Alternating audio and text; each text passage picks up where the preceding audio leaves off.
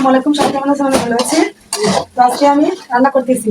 রান্না আমাদের করতে হবে, সব কাজ মিস আছে কিন্তু রান্না মিস নেই। রান্না করতে হবে আর পেটের দায়ে খেতে হবে। তো তার জন্য রান্না করছি, রান্না রান্না রান্না। এটাই হলো মেয়েদের জীবন। মেয়ে মানুষরা রান্না করতে করতে তেজপাতা হয়ে গিয়েছে। যেমন আমি, আমার মতো এমন হাজারো মেয়ে আছে রান্না করতে করতে অভক্তি তেজপাতা। তো এই যে আমি রান্না করছি আজকে তেলাপিয়া মাছ। এখানে মাছগুলো ভেজে নিয়েছি, সবগুলো মাথায় নিয়েছি কারণ মাছের মাথা অনেক ভালো লাগে, তাই সবাই মিলে আজকে মাছের মাথা খাবো। তো মাছগুলো আগে থেকে আমি ভেজে নিয়েছি এবং নেমেছে। তো পটল দিয়ে মাছ খেতে ইচ্ছে করছে, লতি দিয়ে খেতে ইচ্ছে করছিল কিন্তু মাকে বলেছি লতি আনতে, তো লতি পাইনি তাই পটল নিয়ে এসেছে। ওই যে এখানে মশলা আমি কষাচ্ছি, তারপরে যে পটলগুলো এখন দিয়ে দেবো।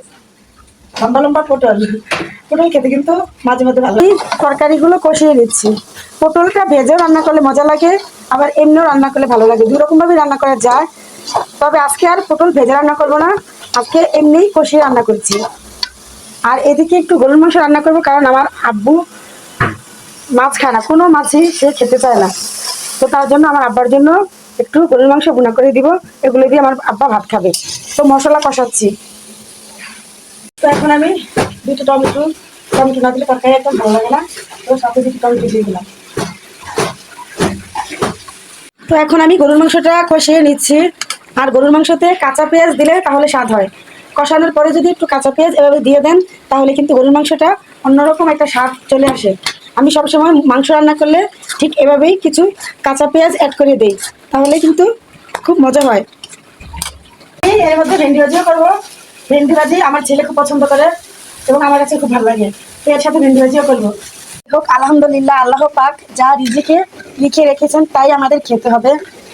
তো আমার এখন তরকারি কষানো শেষ, পানি দিয়েছি, এখন আমি মাছগুলো দিয়ে দিচ্ছি। আর এদিকে আমার ছেলে বলতেছে কখনো মাছের মাথা খায় না, তো আজকে ও বলতেছে ও নাকি মাছের মাথা খাবে। তো এতদিন স্কুলে টিফিন নিয়ে গিয়েছিলাম, এখন তো সরকার থেকে নতুন আইন করেছে যে টিফিন নাকি বাচ্চাদেরকে স্কুল থেকে দিবে, আর টিফিন নিতে হবে না আমাদের। তো তার জন্য আর প্যারা নেই, চিন্তাও নেই। তো আমার ছেলে বলতেছে বিকালে স্কুল থেকে ছুটি হলে বাসায় এসে তারপরে মাছের মাথা দিয়ে নাকি ভাত খাবে। তো যাই হোক, সবার জন্যই মাথা নিয়েছি, আজকে সবাই মাথা খাবো, কারণ মাছের মাথা খেতে অনেক ভালো লাগে।